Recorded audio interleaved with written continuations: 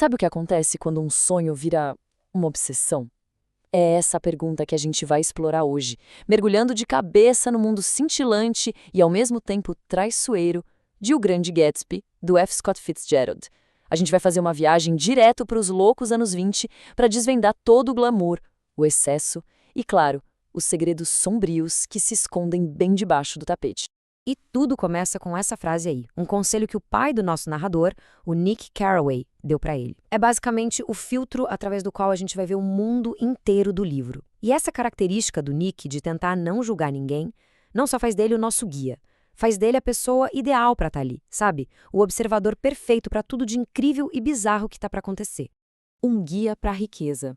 Pois é, o Nick Carraway é a nossa porta de entrada para esse universo. Ele larga a vida mais pacata do centro-oeste americano e vai para a costa leste, sabe? Tentar a sorte no mercado de ações, que na época era uma loucura. Só que o lugar onde ele vai morar, bom, vai jogar ele num mundo que ele jamais poderia ter imaginado. Um mundo de riqueza que chega a ser ridícula e de segredos bem perigosos.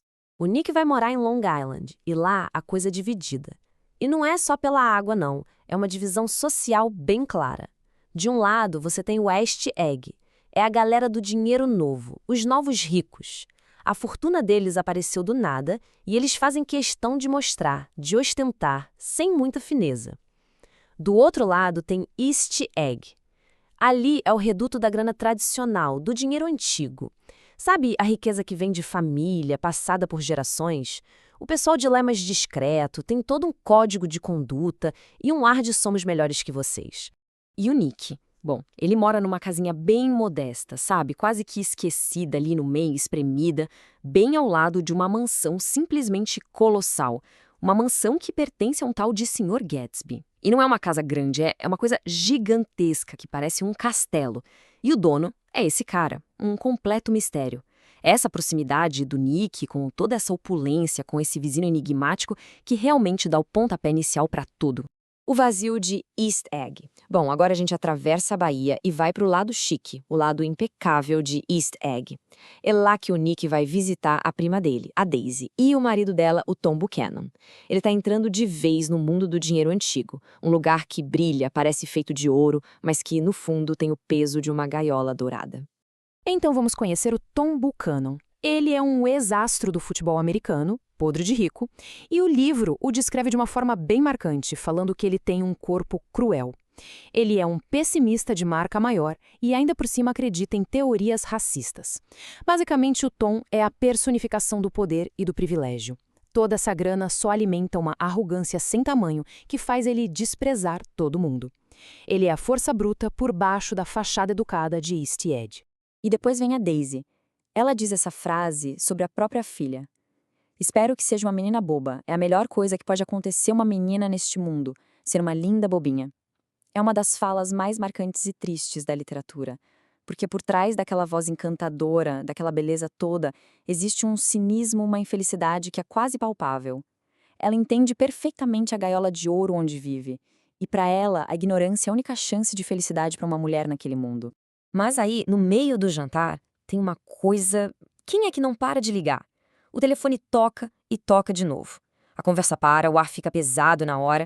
É a primeira trinca que a gente vê naquela fachada perfeita da vida dos Buchanan. Fica bem claro que tem um segredo ali no ar. Um segredo que todo mundo na sala conhece, mas que ninguém se atreve a mencionar. O Vale das Cinzas.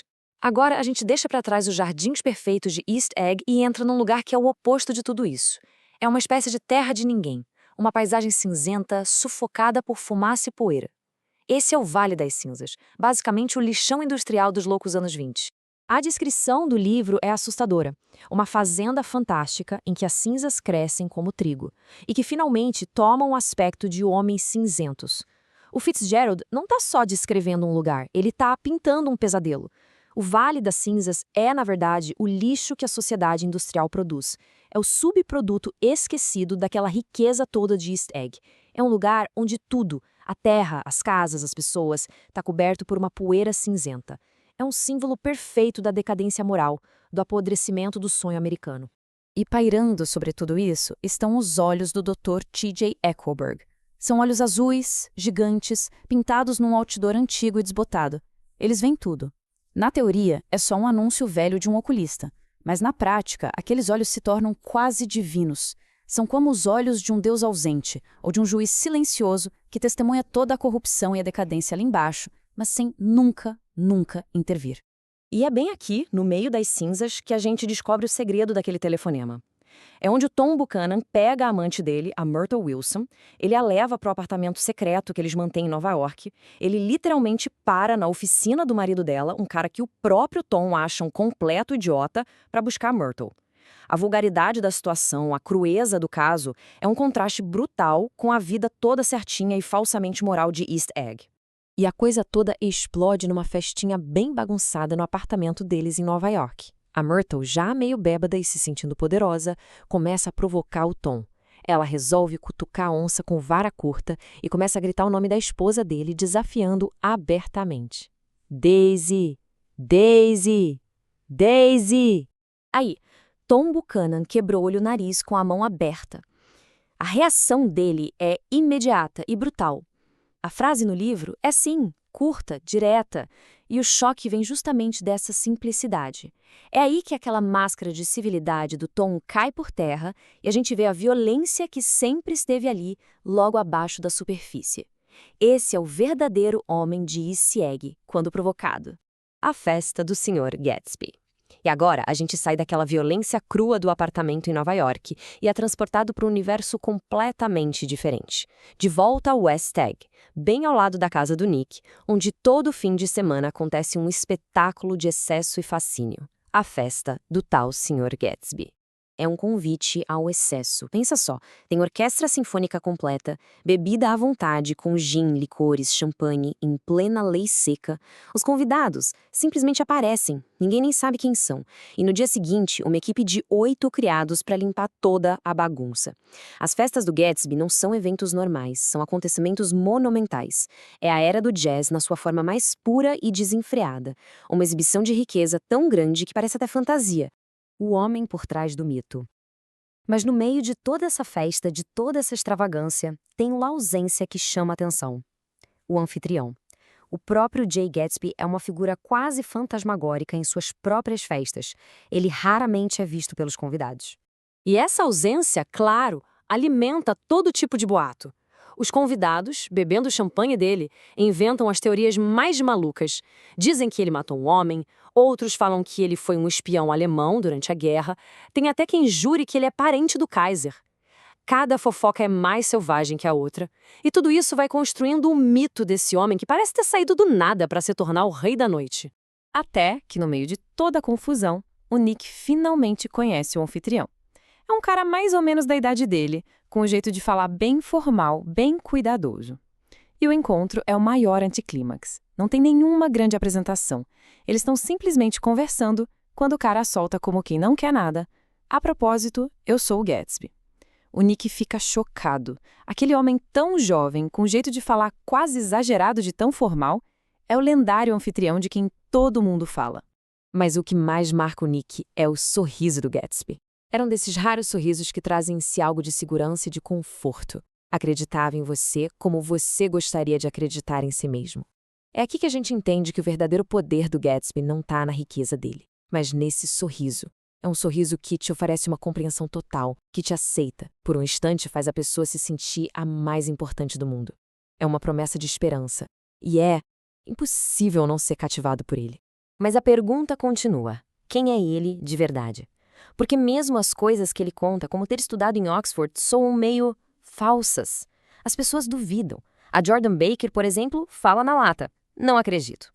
Tem algo na história dele que não se encaixa. A verdade sobre Jay Gatsby continua sendo o maior mistério de todos. E a noite termina exatamente como começou, com o Nick observando o vizinho de longe. Depois que todos os convidados vão embora, a música para. A casa fica em silêncio. E lá está Gatsby de novo, sozinho. Uma figura solitária no meio de toda aquela opulência, olhando fixamente para a escuridão. É quando o Nick nota de novo aquele gesto.